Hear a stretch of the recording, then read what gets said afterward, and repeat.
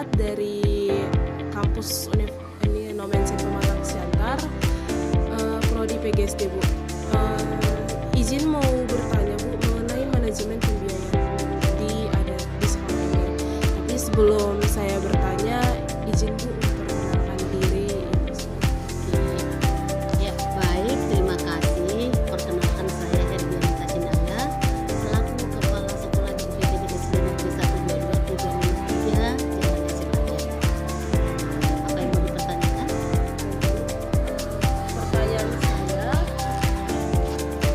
Pertanyaan saya, sejauh mana guru mengetahui dan memahami penggunaan dana sekolah untuk kegiatan pembelajaran di sekolah ini? Oke, baik, terima kasih atas pertanyaannya.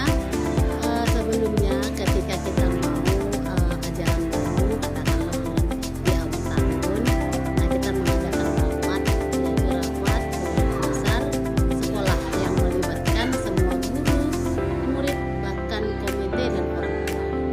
Yang kita bicarakan di sana adalah penyusunan RKAS, rencana kegiatan sekolah. Tentu di dalam penyusunan RKAS ini tentu kita membicarakan anggaran dana. Jadi di sana kita memaparkan apa-apa saja kegiatan daripada sekolah untuk satu tahun belajar. Itu misalnya keluarga sekolah dan orang tua murid, bahkan kita undang juga komite mengetahui bagaimana pengalokasian dana anggaran sekolah sejauh itu. Nah, di sini juga setiap tahunnya kepala sekolah akan meminta kepada guru-guru setiap guru kelas ataupun mendahului apa-apa saja yang menjadi kebutuhan mereka. Di dalam penyusunan RKAS kita membuat atas itu tentu ada prioritas. Pembuatan prioritas ini kita melihat rapot pendidikan sekolah. Manakala di rapot pendidikan sekolah nanti ada di sana yang katakanlah ada beberapa warna ya Dek. Misalnya ada hijau, ada kuning, ada merah. Misalnya tahun 2025 literasi dan numerasi sekolah kita ini misalnya katakanlah kuning. Nah, jadi di sanalah prioritas kita nanti penganggaran itu diutamakan, dititikberatkan di sana di yang kuning. Nah, kuning artinya berarti masih apa ya, masih rata-rata lah ya. Tetapi kalau dia hijau itu tandanya bagus. Kalau merah tandanya dia udah urgent. Itu jadi ini bentuk untuk pernyataan. Jadi kita gimana yang titik misalkan merah atau katakanlah kuning, disitulah kita titik berat. Misalnya salah satu contoh tahun 2025 rapot sekolah kita literasi dan numerasi kuning, maka di sana kita akan memfokuskan dana ini dikatakanlah kita pembelian pengadaan buku atau pendamping atau referensi untuk mendukung kita di literasi dan numerasi.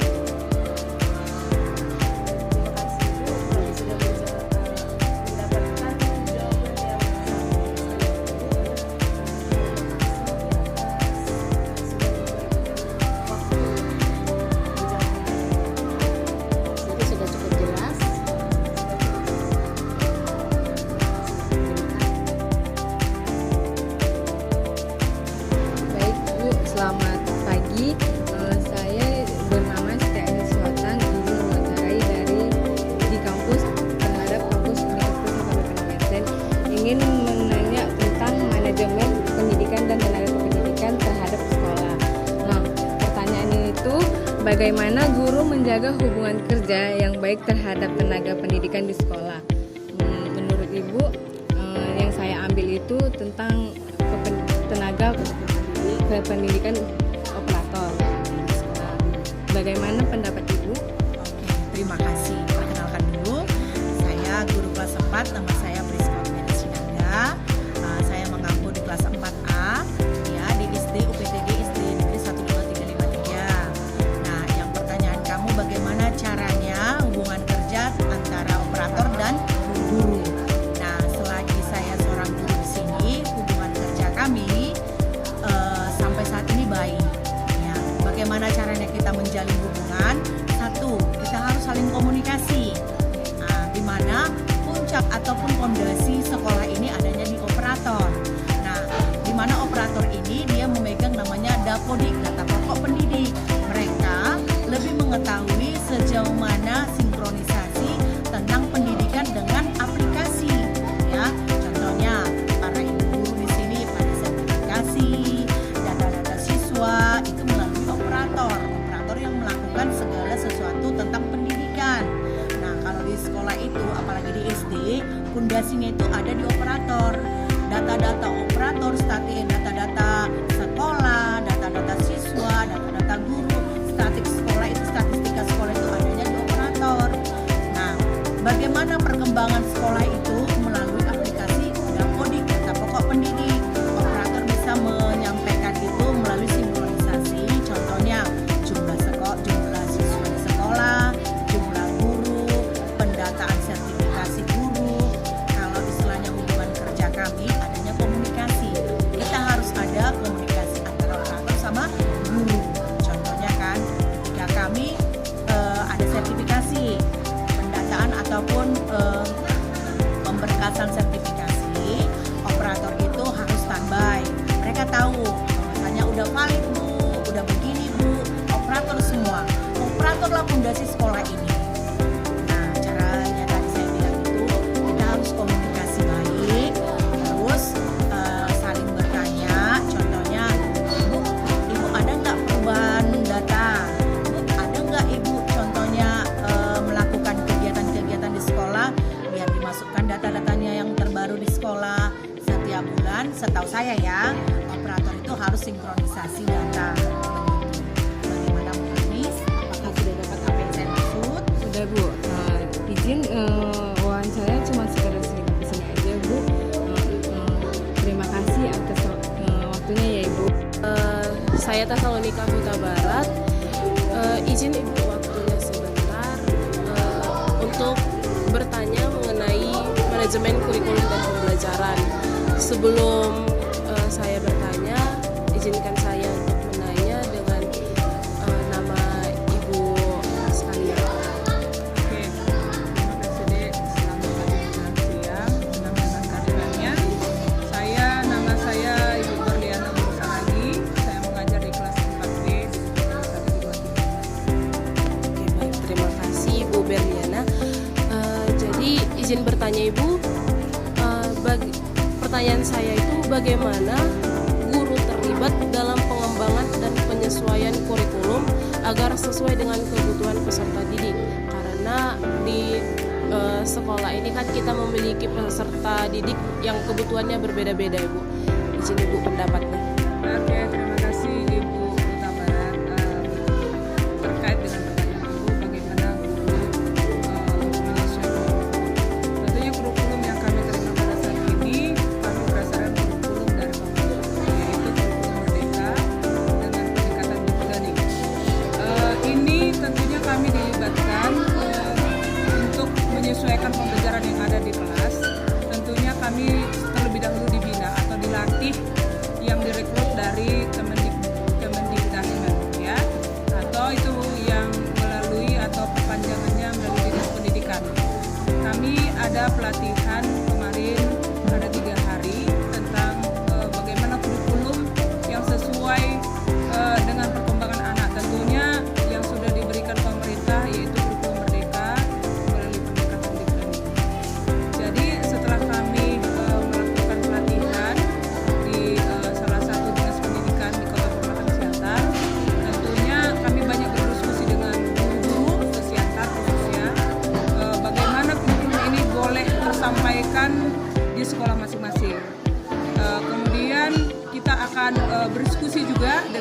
ini, bagaimana pengimbasannya, apa-apa saja yang perlu dilakukan terkait dengan kurikulum yang baru ini, yaitu dengan melalui ada rumusnya 8334. Apa 8 itu?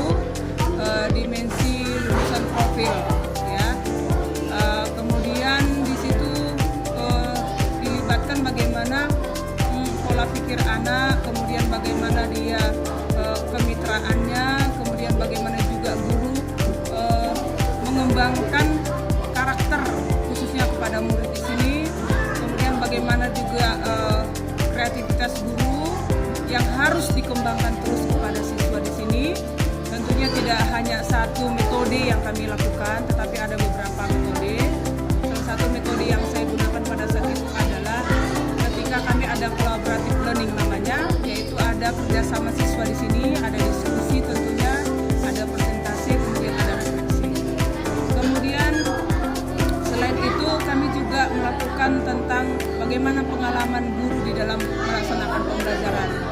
Pengalaman itu tentunya yang pertama adalah bagaimana guru memahamkan suatu pembelajaran yang akan diterapkan kepada siswa. Setelah kita pahamkan dari berbagai sumber, maka kita berikan materi sesuai dengan pemahaman yang kita lakukan kepada siswa.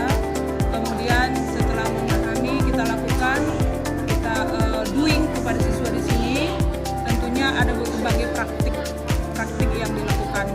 Kemarin saya akan lakukan itu berdasarkan project itu di sini, yang mana anak-anak nanti hasilnya berbasis karya. Oke. Kemudian juga ada produknya. Kemudian setelah itu kita lakukan refleksi bersama dengan siswa. Manakala mana pembelajaran yang dianggap berhasil atau yang didapatkan siswa, terkait juga mengenai perasaan mereka ketika mengikuti pembelajaran. Kemudian selain itu guru juga harus memiliki 4 pengalaman belajar terkait dengan bagaimana guru mengaitkan dengan lingkungan belajar, berkemitraan dengan sesama guru di sini, atau menjadi mitra guru di sini. Apakah siapa saja yang dilibatkan? Misalnya apakah dilibatkan orang tua atau masyarakat sekitar. Kemudian bagaimana guru juga memanfaatkan digital yang ada, ya.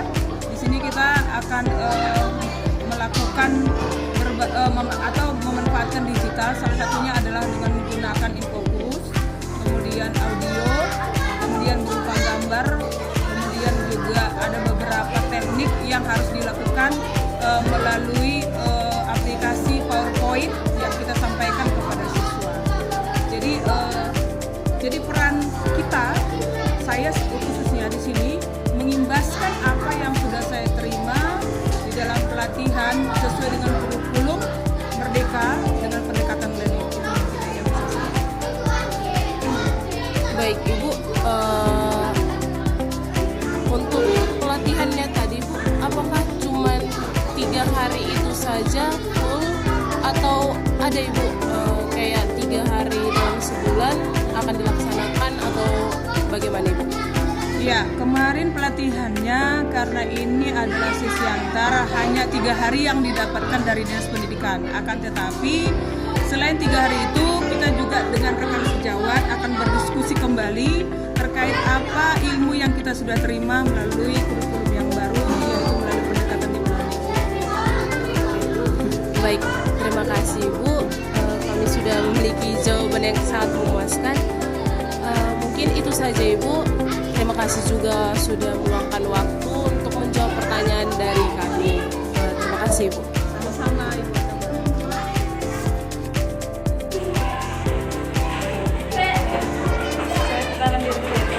Saya lisensiakan. Kau menghadapi kamera. Saya dari mahasiswa KBP nomor 1 Sangkar ingin menanyakan kepada Ibu tentang materi kami manajemen berbasis sekolah, di mana kami mempelajari MBS ini tentang 7 pilar Ibu. Saya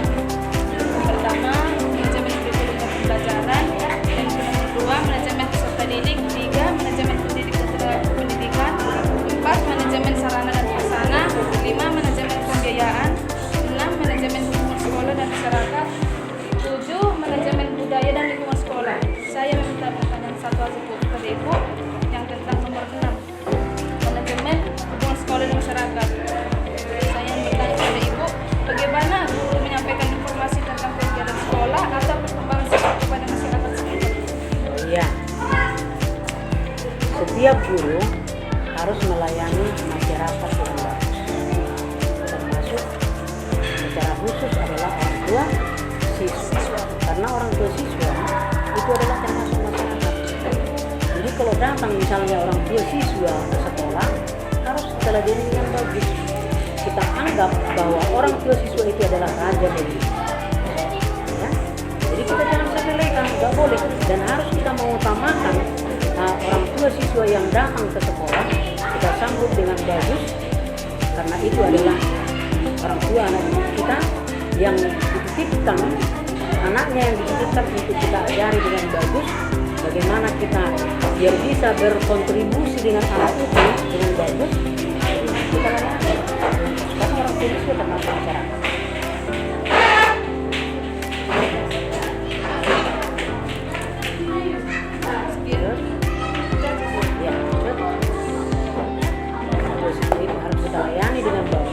Tidak boleh kita sepelekan.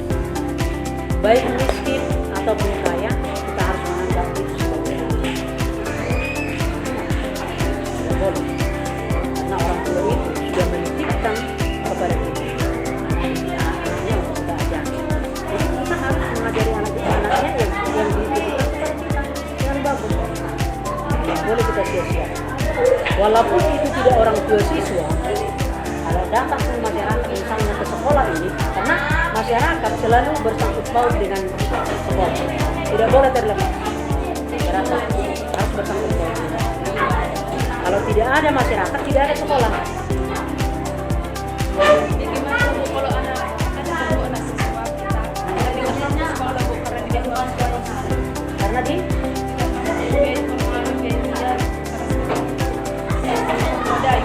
ya, berarti si anak tadi harus kita upayakan biar bisa bersekolah. Harus kita upayakan. Sekarang ini kan banyak dana bantuan dari pemerintah. Ya, harus kita manfaatkan. Karena itu untuk anak yang tidak mampu orang tua. Jangan kita biarkan dia tidak bersekolah.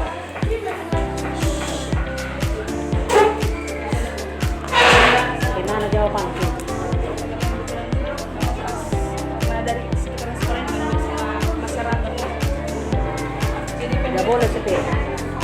memberikan kita arahan dan memberikan BG sehingga orang tua pun tak salah lagi mengasih makanan ini bekal muna kau ajari minum aja kau ajari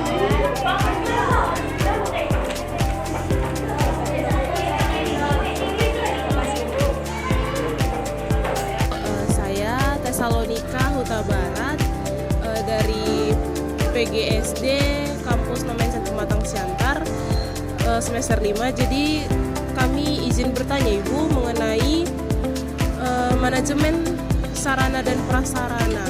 Nah, jadi yang jadi pertanyaan saya itu bagaimana pemeliharaan fasilitas sekolah dilakukan agar tetap layak dan aman digunakan Ibu? Mengenai sarana dan prasarana seperti alat-alat olahraga ya bagi kami ya, khususnya kami yang guru olahraga ya, setelah kami memang lengkap di sini alat-alat, setelah kami pakai kami simpan kembali ke tempatnya. Iya, jadi nggak hilang dia setelah dipakai semua siswa, kami simpan kembali ke tempat semula. Alat lengkap. Kalau begitu Bu, apakah setiap bulan ada tambahan lagi fasilitasnya atau bagaimana? Biasanya per semester. Iya, belanja itu pas sekolah per semester. Apa yang kekurangan kami lengkapi seperti itu. Baik, mungkin itu saja Ibu pertanyaan dari kami. Terima kasih untuk waktunya untuk menjawab pertanyaan kami. Baik Bu, sebelumnya perkenalkan Bu, dengan saya Bu Yesi Budon dari anak Nomensen HKBP Pematang Siantar. Untuk bertanya Bu, kan Bu kami di sini ada tugas untuk observasi mengenai manajemen berbasis sekolah. Yang dimana untuk pilar manajemen berbasis sekolah ini Bu, yang pertama manajemen kurikulum dan pembelajaran, yang kedua manajemen peserta didik, yang ketiga manajemen pendidikan dan tenaga kependidikan, yang keempat manajemen sarana dan prasarana, yang kelima manajemen pembiayaan, keenam manajemen hubungan sekolah dan masyarakat atau humas, yang ketujuh manajemen budaya dan lingkungan sekolah. Yang dimana Bu menjadi pertanyaan saya Bu untuk Ibu, seberapa sering guru berkomunikasi dengan orang tua atau wali siswa untuk mengenai perkembangan anak didik mereka yang ada di sekolah? Jadi kalau saya pribadi sama anak-anak ini setiap hari saya ada komunikasi sama orang tua masalah tentang bagaimana anak-anaknya bersikap di kelas ya, lalu tentang masalah bagaimana mereka menyelesaikan tugas-tugasnya, khususnya tentang PR-nya. Jadi setiap anak yang tidak mengerjakan PR setiap hari saya langsung komunikasikan sama orang tua biar mereka juga ikut memantau anak-anaknya. Lalu yang kedua, kalau misalnya dia punya kelakuan tidak nakal, biasanya saya ngomong sama orang tuanya tentang tindakannya dalam satu hari itu. Seperti itulah komunikasi. Jadi setiap hari pasti ada interaksi lah sama orang tuanya, lewat dalam grup atau di japri, tergantung apa. Kalau komunikasi itu kira-kira bikin orang tuanya mungkin malu ya saya japri aja, tapi kalau sifatnya umum saya taruh di grup aja. Jadi Bu apabila lah kan Bu, tidak semua orang tua anak murid ini lah masuk ke grup Kemhan lah ya. Kalau misalnya nggak semua anak semua orang Kan tua. mereka menjemput anaknya. Nah, kalau mereka jemput anaknya, saya suruh anaknya nahan mamanya dulu. Saya suruh dibawa ke sini. Atau pagi, kalau mereka lagi ngantar anaknya, ya saya temuin orang tuanya. Karena memang seperti di grup saya ada satu orang tua yang tidak masuk grup karena HP-nya rusak. Dari awal dia tidak punya HP. Itu tadi komunikasi saya lihat di antara anaknya ya saya tanya. Pokoknya kita bijaksanai. Atau kadang saya bikin surat di buku anaknya itu, saya titip pesan, saya tuliskan, saya sampaikan sama orang. Kayak gitu lah cara komunikasi.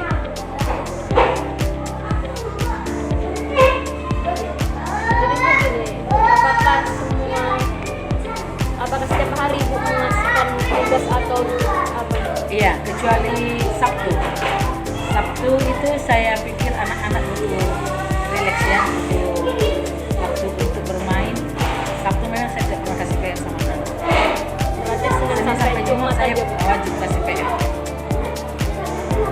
Apakah gitu Bu, kalaupun Ibu kasih tugas lah, contohnya kan untuk orang ini, apakah semua mengerjakan atau sebagian gitu?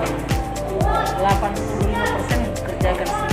Kalaupun dia tidak mengerjakan pertama karena memang dia belum bisa baca ya kan. Bisa baca, orang tuanya tidak ada waktu untuk mengajari dia. Pokoknya kayak gimana saya. Dia agak kewalahan mengerjakan PR. Jadi seringkali dia tidak mengerjakan PR.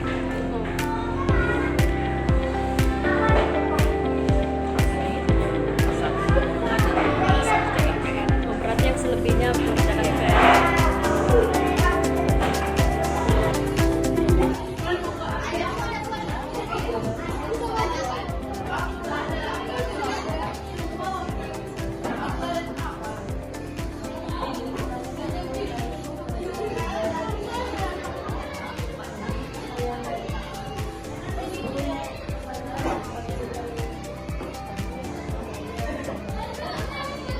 Nama saya Bapak Jamsinan Pagi.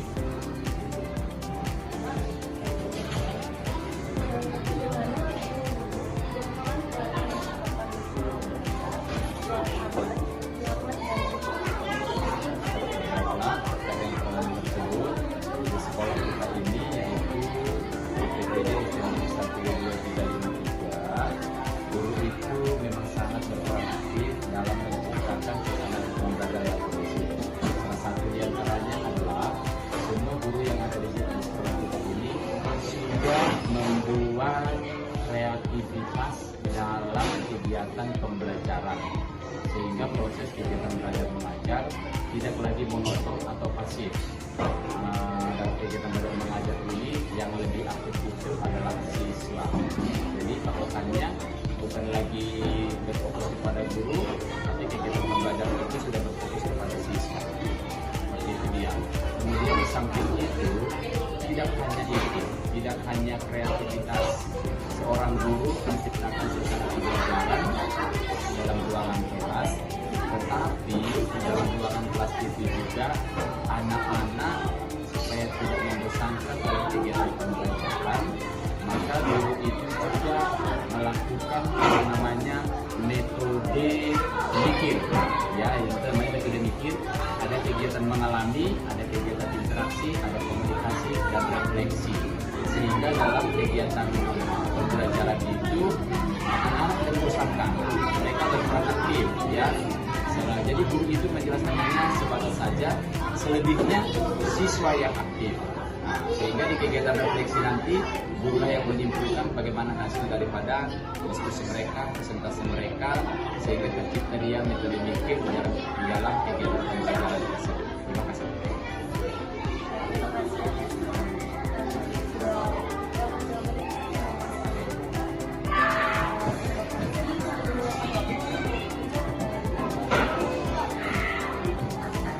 Oke.